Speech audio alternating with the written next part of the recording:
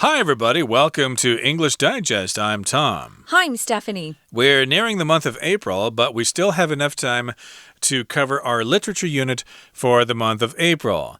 And our featured work of literature for the month of April is The Count of Monte Cristo. Oh, I'm sorry, Monte Cristo. They don't know Crisco over here, Tom, Crisco so it's not like funny. A vegetable shortening or something not used in cooking. But no, The Count of Monte Cristo, but I suppose if you pronounce this in French, it's Monte Cristo or something like that. Monte Cristo. Something like that, but we're just going to say Monte Cristo. That's the Count of Monte Cristo is how we say it in America. Or other English-speaking countries. Of course, I can't speak for England and Australia, but we're going with The Count of Monte Cristo, and that's a novel written by Alexandre Dumas, okay, a French writer. I think he also wrote The Three Musketeers and lots of other novels, but this is one of his famous works.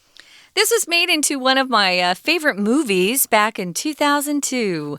It had a really handsome cast, I must say, and the lady who plays the ex-fiancé of the protagonist, we're going to talk about that guy in a minute, is also very pretty too. So it was just really a good movie. I remember we were shown the original movie when I was, I think, in elementary school or junior high. But the later version in 2002 was even better, of course, more modern.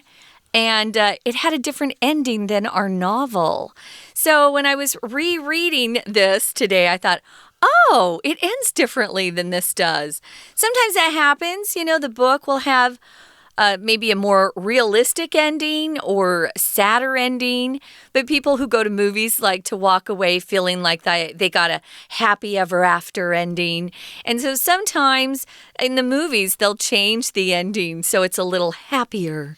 Right, so movies aren't always true to the original novel. No. And I believe this novel is probably in the public domain because it's quite an old story, so you can probably find a free copy of it somewhere online. Maybe in the original French, if your French is good enough for that. But since we're teaching English here, you're going to have to read the translated version of that. And this novel is all about revenge and remorse. And that, of course, is in our featured work of literature for the month of April, The Count of Monte Cristo. So let's get to it. Let's read the entire contents of our lesson now one time. Edmond Dantes considers himself the most fortunate man in France. He's about to become the captain of a merchant ship, and he will soon marry the beautiful Mercedes. However, his success has made him enemies. His colleague, Danglars, covets his job. His neighbor, Caderousse, envies his prosperity.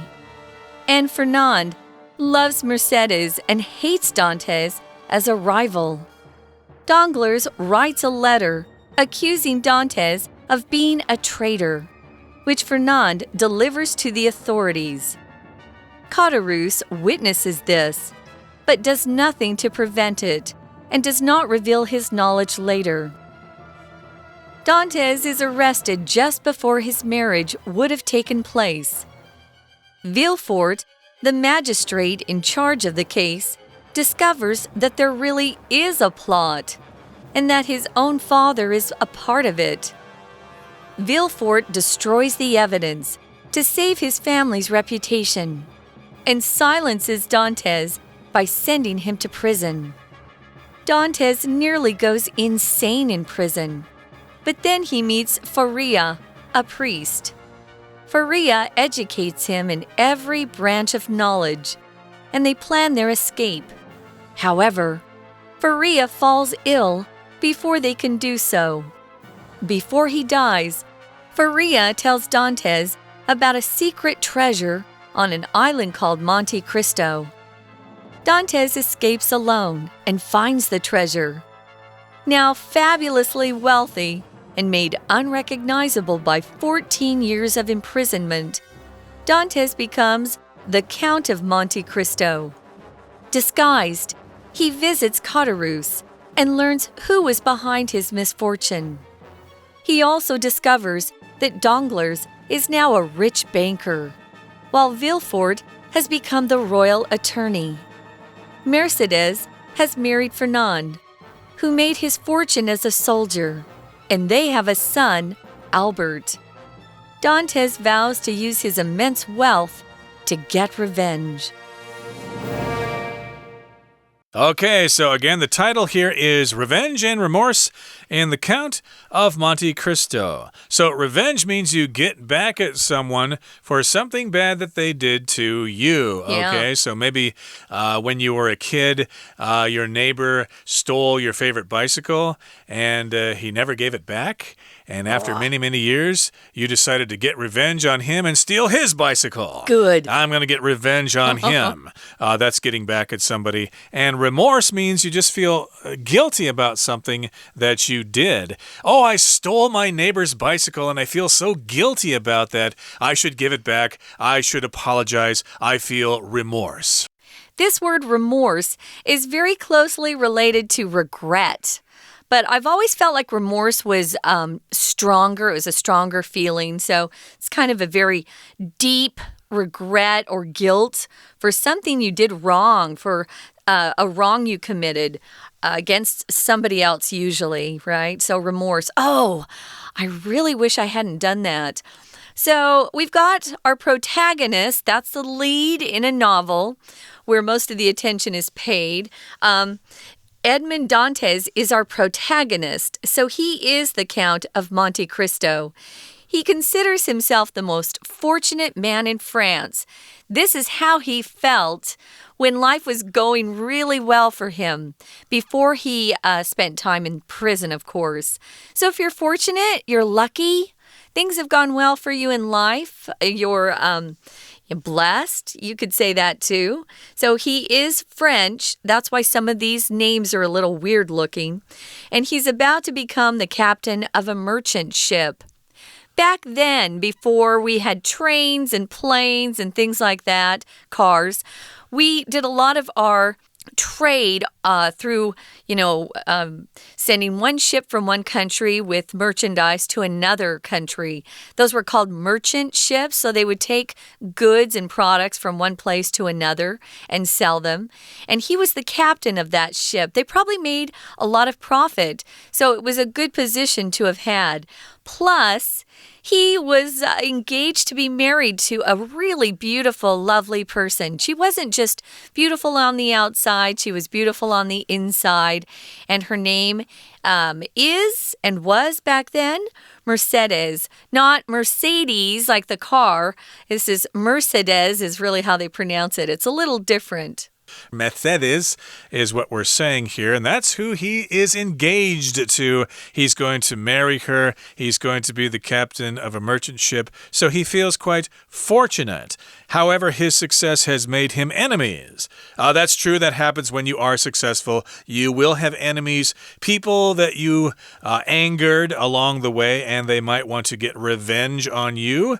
We've got one here. His colleague Danglars, I hope that's how you say that, he covets his job. To covet something means that you really want something that somebody else has. Well, Danglars covets his job. His neighbor is a different character, Caderousse. He envies Edmond Dantes's prosperity. So I guess Dantes has been very successful financially, and that's what Caderousse envies. So one wants his job, the other wants his money, his prosperity. And then there's another character that plays a bigger part in the movie, at least, and his name is Fernand, and he loves Mercedes, so he wants Dantes's fiancée, so he covets his fiancée, and he hates Dantes as a rival. If you have a rival, it just is somebody that you compete against. In sports, we always have rivalries between teams.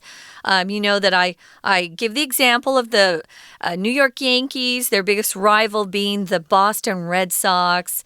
But you might have a rival at work. Maybe you won't both want to become managers of a particular department, so you're kind of competing against each other. That's a rival. Right, and that competition is a rivalry, as you described there, between the Yankees and the Red Sox. Let's begin the next paragraph after we take a break right now. 听众朋友大家好，我是安娜。哎呀，今天大家有福啦，因为我们平常不会花很多时间去看一本很厚的小说，尤其是类似像是什么历史冒险小说啦这一种的。但是我们的 ED 呢，这个月要为大家介绍一本真的很有名，叫做《基督山恩仇记》，它也有拍成电影诶。它是一个历史冒险小说，而且它真的是大众嘛被公认最好的一个作品。好，那么在开始之前呢，我们先谈一下故事的时态，因为像是小说啦或电影，其实它的情节可以一直不断的重复，所以我们在谈某一个作品啦或者是电影的情节，其实可以用现在式就好。当然我们知道这个《基督山恩仇记》这个故事一定是发生在过去嘛，不然他怎么可能把它从头到尾讲完呢？好，所以我们今天跟明天先来看一下故事的情节，到第3天呢，我们就针对这个文学作品稍微做一点讨论。好，我们来看一下主角是谁呢？主角是 Edmond Dantes。他当时真的是认为自己是全法国最幸运的男生了，因为他即将成为一艘商船的船长，而且也即将跟美丽的 Mercedes 结婚。当然呢，他的成就为他树立的敌人有3个敌人。第一个敌人，注意名字，他的同事叫做 Danglars。这个同事呢，很觊觎他的工作。第二呢，是他一个邻居叫做 Caterus， 很嫉妒他成功的事业。那么第3个敌人呢，叫做 Fernand 因为很喜欢爱着 Mercedes， 所以就很讨厌 Dantes， 就把他视为仇敌。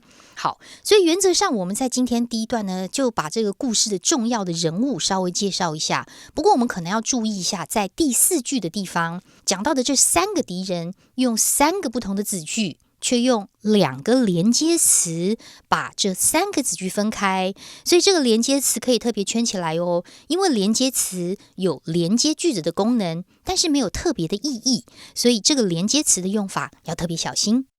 We're going to take a quick break. Stay tuned. We'll be right back.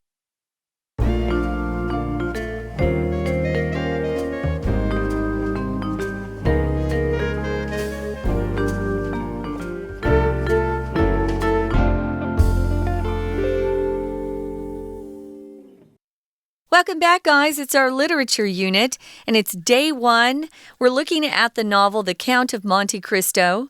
When we left you, we were kind of describing the scene of our protagonist, the main guy in the novel, Edmond Dantes.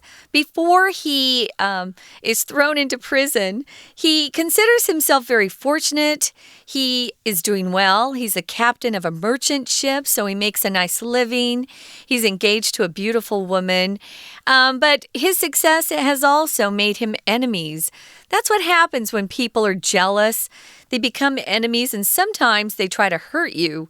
His colleague sounds like somebody he works with. Danglars covets his job or wants his job, is jealous. His neighbor, Caterus, envies Dantes' prosperity or wealth. And Fernand loves Mercedes and hates Dantes, and they're rivals. He considers Dantes his rival. So basically, Edmond has got 3 men who hate him, and Danglars is one of them, so he writes a letter accusing Dantes of being a traitor. If you're a traitor, you're doing something against your company or against your country.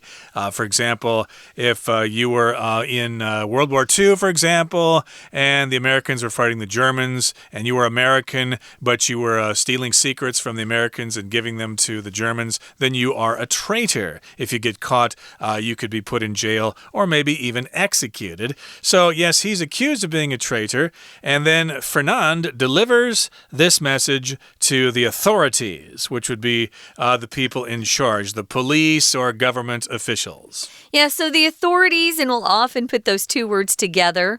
Authorities is plural. The authorities are just the people who have some sort of power or right to give orders and make decisions, and they can enforce your obedience. You have to obey. So the authorities. Now, his other enemy here is Caterus, and he witnesses this. He sees what's going on. But he does nothing to stop it or prevent it, and does not reveal his knowledge later. He could have saved Dantes by saying, hey, there's a plot to, throw you in prison. You need to do something. You need to have some proof that you're not a traitor. But he keeps his mouth shut and doesn't help his friend. So Dantes is arrested just before his marriage would have taken place. Of course, it doesn't now. And then there's this other guy. This is a new name, Villefort. He's the magistrate in charge of the case. A lot of times we'll call a judge a magistrate. And I think that that's the position that Villefort has here. He's in charge of the case. And he also discovers that there really is a plot to hurt Dantes, that Dantes is innocent, but he's being set up. And Villefort finds out that his own father, Villefort's father, is a part of the plot. So, of course, he's going to protect his father. Villefort destroys the evidence to save his family's reputation and silences Dantes by sending him to prison. So, Villefort turns out to be a corrupt magistrate. We have quite a few of those in the world, don't we? Now, if you talk about someone's reputation, you're talking about people's opinions of that person, what they say about them, the opinions that people share generally about how they feel about someone. Does he have a good reputation for being honest? Does he have a good reputation for being a hard worker? A reputation is what other people think of you, not what you think of yourself. Right, of course, you might have a bad reputation. Oh, don't call him for a job because he has a reputation for being late all the time. That means he has this tendency to be late that lots of people know about this, that a lot of people know about. So they want to save the reputation of the family. And, of course, if you silence someone, you shut them up. And one way you can do that is to send them to prison. Now, Dantes nearly goes insane in prison, but then he meets Faria, a priest. So if you go to prison, of course, it's not a great place. It's not a happy place. And in this particular case, Dantes nearly goes crazy or insane. Insane just means crazy. Insane would be more of a medical term, though. You're medically insane. Therefore, you've been found innocent of the crime. There's a good guy who also probably was thrown into prison by a corrupt magistrate. This is Faria, as Tom said, he's a priest. And he goes ahead and educates Dantes in every branch of knowledge. So he would teach him history and math and social science and politics. He taught him everything that he knew.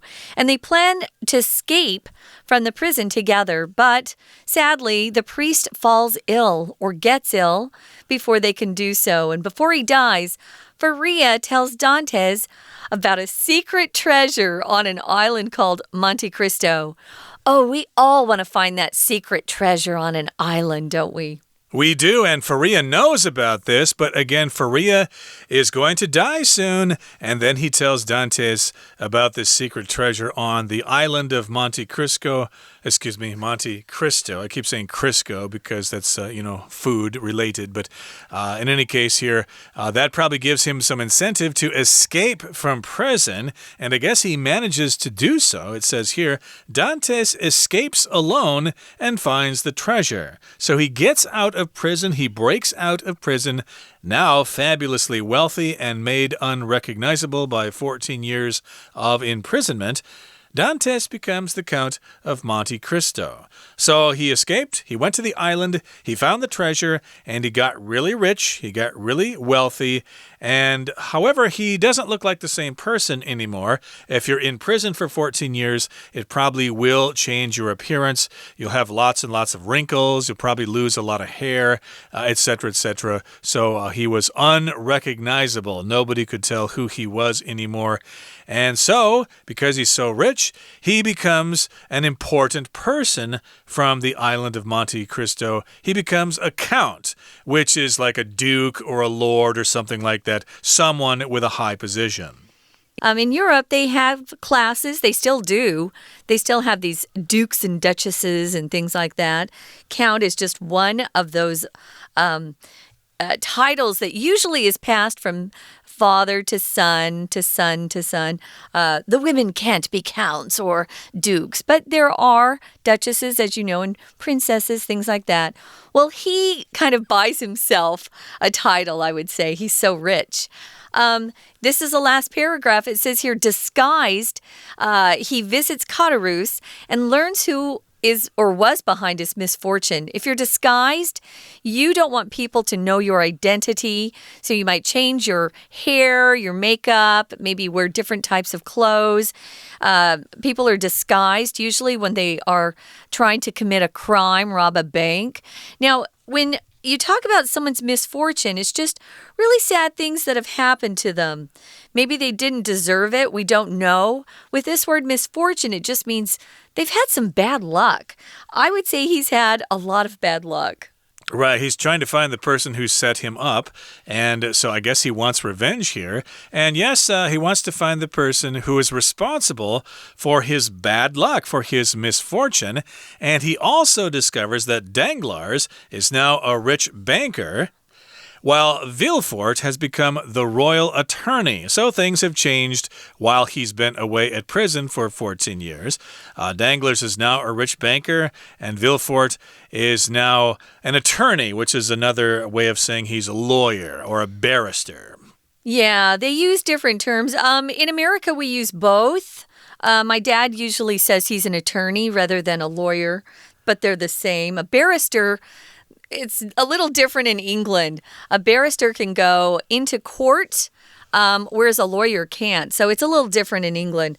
But here we've got Mercedes, his fiancée that was so pretty. She's unfortunately gone on and married Fernand because she was told that her boyfriend had died. So she was lied to. She didn't know he was in prison.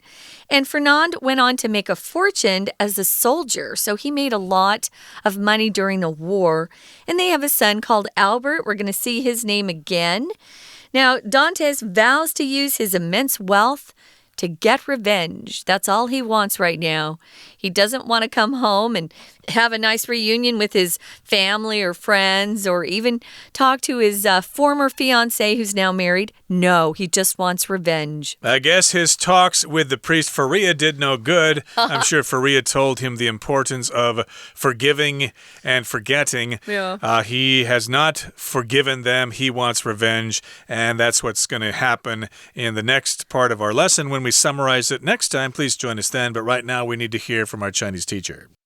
所以这些敌人到底做了什么啊？第一个，我们刚刚提到他的同事叫做 Danglars， 对不对？ Danglars 呢，他写了一封信，他就指控 Dantes 是一个叛国贼。然后呢 Fernand 记得吧？就是很喜欢 Dantes 未婚妻 Mercedes 的那个人。Fernand 把这个信呢交给了有关当局。我们看一下第二段的第一句哦。这个句子当中有两个关系子句，有一个是简化的，先行词是 a letter。一封信，简化的关系子句从后面的 accusing 一直到逗点前面 traitor 这个地方。那么简化之前本来应该是 which 或 that accuses， 所以把关系词删掉之后，动词的 accuses 直接变成动词 ing。当然，指控某人有什么罪叫做 accuse someone of something。这是第一个简化的关系子句。那么在这个句子当中，逗点之后的 which 到句尾也可以直接括号起来。那么 which 指的就是前面这个所谓的这一封信 the letter， 这一封信 Fernand delivers to the authorities， 就是他另外一个敌人，就是爱着他的 Mercedes 的那个男生呢，把他交给了有关当局。好，这是第一件事情。那么我们刚刚还有提到他的邻居 Caterus， 他看到了这一切，但是他并没有做任何事情阻止这个不好的事情，而且呢，他也没有把知道的事情告诉别人。好，所以呢，后来当然就是一定会被逮捕嘛，有一些状况。Dantes 呢，他在婚礼即将举行之前，居然遭到逮捕，而当时的法官呢，又出现另外一个人咯，叫做 Villefort。Villefort 他是负责这个案子的地方法官，他发现了两件事。第一，这真的是一个预谋诶，但是第二，他发现他自己的父亲被扯在这个案子里面，所以他为了要拯救整个的家族的名声啊 Villefort 这个地方法官就摧毁证据，然后把 Dentist 送入大牢，这样子他什么就不能说了。好，我们来看一下第二段，也就是在第3句后面第4句出现了 Villefort 这个地方法官的这个部分呢，请注意一下哦，这一句话也就是第2段第4句，真正的动词在中间 discovers 发现了2件事。第一件事情用一个 that 连接词 that there is really a plot， 那么第2件事情逗点之后And that 还出现了另外一个连接词，我们要注意一下哦。及物动词之后，如果有2个子句，会用 that and that。第一个 that 是可以省略的，但是第2个 and that 是不能省的。如果省略的话呢，句子会对这个读者会对整个句子文意上会有混淆，所以这边要特别小心哦。好，接着发生什么事呢？ Dentist 在监狱当中，他几乎精神错乱啦。可是那个时候，他又遇到了一个很重要的人，一个神父，叫做 Faria。Faria 就教他各种学识、各种知识，然后他们计划一起逃狱。但是在逃离之前 ，Faria 生病，而且在 Faria 死之前呢，他告诉 Dentist 有一个岛叫做基督山，这个岛上有神秘的宝藏。所以后来呢 Dentist 就独自逃狱，找到了宝藏。我们看一下在第3段第4句的地方，这里有一个关系子句，先行词是 an island， 后面的关系子句简化了 called， 一直到句尾的地方 Monte Cristo， 也就是基督山，省略的是 which 或者是 that is，这个关系词跟 be 动词都直接删掉了。不过后面呢，我们看到，那么 Dentist 就变得无比富有啦，而且因为14年的牢狱生活，让他整个截然不同，他成了基督山伯爵。在第3段最后一句第6句这个地方是个分词构句哦。前面我们只看到了形容词 wealthy， 还有过去分词 made， 其实它省略的是前面主词 Dentist。be 动词 is， 还有整个句子逗点之后 and 的省略，所以作者透过这样子的简化的分词构句，让文意很通顺。现在超富有的，而且也不一样了，逗点 Dentist 成了基督山伯爵。好，最后他就变装啦，然后去拜访 Catalus， 而且他知道自己不幸的背后到底是谁的预谋，谁下的手。他也发现 Danglars 是一个很有钱的银行家，然后那个地方法官 Villefort 成了皇家律师，而他原本的未婚妻 Mercedes 跟从军致富之后的 Fernand 结婚了，还生了一个儿子 Albert， 所以 Dentist 发誓要用他无尽的财富呢来作为复仇。不过在最后这句话呢，最后这一段当中，我们看一下第1句也是分词构句哦。我们先看到的是形容词 disguised， 其实省略的是 Dentist is disguised， 逗点之后 and 也省略了，所以这种分词构句也让文意很畅通。因为变装，因为伪装，所以接下来就有另外一连串的故事。好，我们明天还要继续看这个基督山恩仇记。我是安娜。That is it for today. Thank you so much for joining us. Please join us again next time for another edition of our program. We beg you, and we look forward to seeing you then. From all of us here at English Digest, I'm Tom. I'm Stephanie. Goodbye. See ya.